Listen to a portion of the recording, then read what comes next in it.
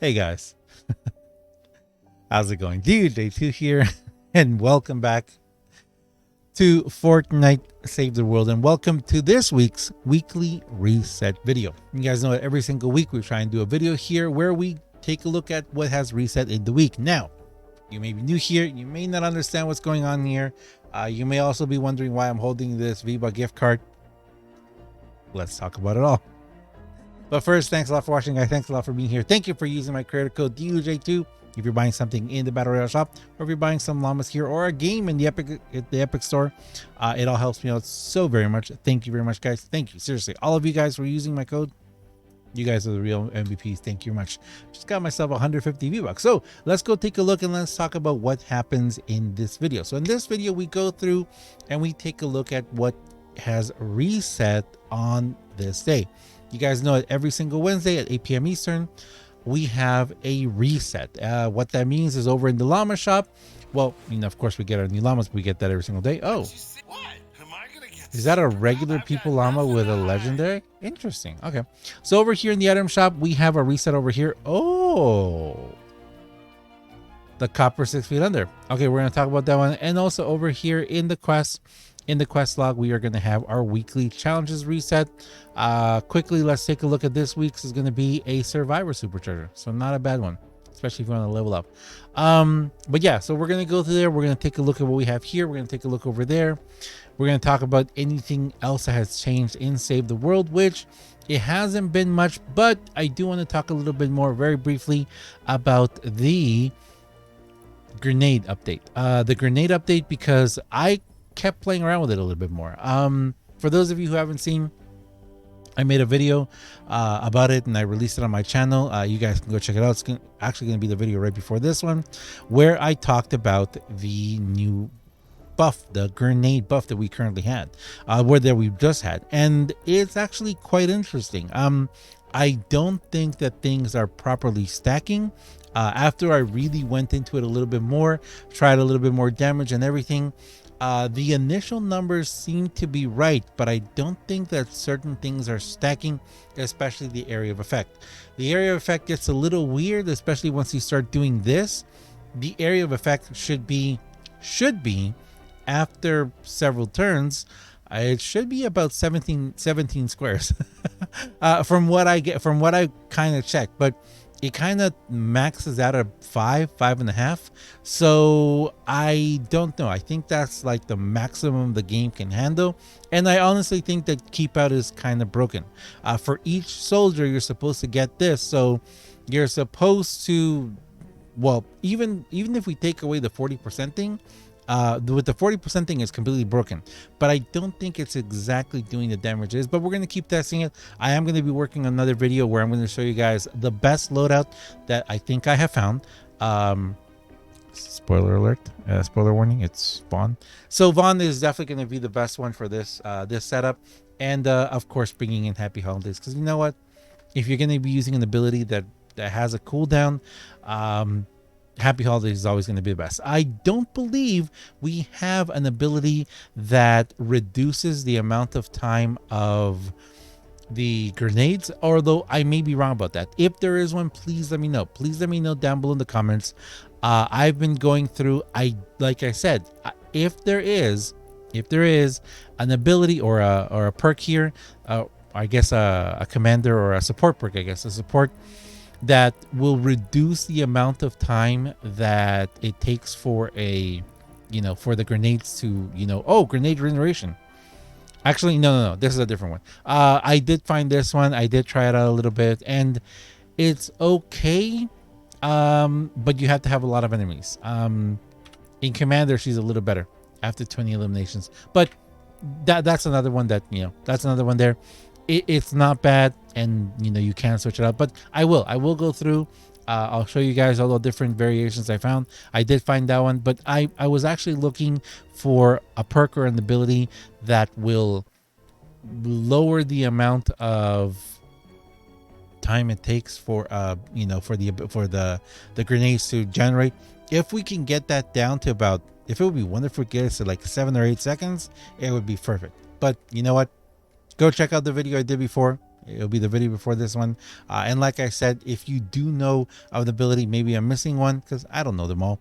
But if there is an ability or a soldier that has a regeneration of grenades quicker, that would be awesome. Actually, in this case here, I was just removing pull the pin. I was removing her and I was just putting in the grenade generation. It was a lot better actually. But anyway, so that's it for that. Definitely please go check that out. Let me know if you guys, what you guys think about that. And yeah, it's actually a lot of fun. And that is the whole point of this, guys. I will be doing a video very soon talking about why I'm still playing this game. I'm getting constantly that question. Why are you still playing this game? It's game's been out for 4 years. They're not working on it. Very true. Epic doesn't care about. Pretty true. It's like they're just gonna let it die. It kind of seems like that might be the case. But I'm having tons of fun with things like this. These changes they're doing, trying different variations, not just using the exact same loadout every single time, not using the same weapons every single time. It keeps the game very fresh and fun, and playing with others, which I know is actually going to be the big thing, because from what I hear, it's very difficult to find people to play with in public matches, especially ventures. I've been hearing so much about ventures being just such a difficult grind.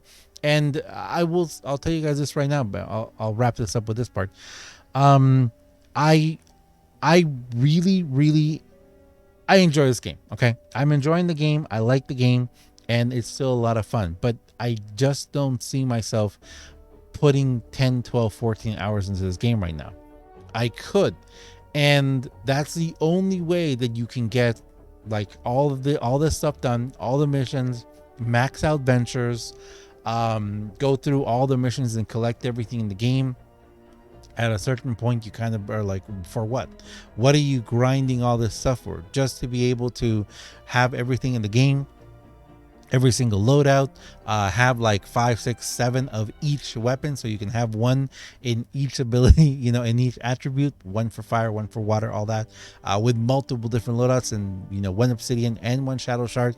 So just there, if you had Sunbeam or Brightcore, if you had, let's say, a AR, if you had an AR, both Sunbeam and Brightcore, okay, and each one of those in each of the abilities, there's 5 abilities, 5 attributes: physical, electric, water, fire, nature. Yeah, so that's 10. That's 10 weapons right there you can have. And the amount of time that it would take you to grind all of the requirements and evolution materials to be able to do all that, plus the amount of time that it would take you to grind to get all those weapons. Yeah, I mean, you can set yourself goals in this game that are practically impossible to achieve, but that's up to you. I will say honestly, at where I am in the game right now, that's not exactly where I want to go, but there is still a lot that I want to do. And little changes like this, or I guess big changes like this, bring a whole new wave of fun to the game that, yes, after a little while it gets boring. It's not fun that lasts a long time. But that's just my mini rant right now.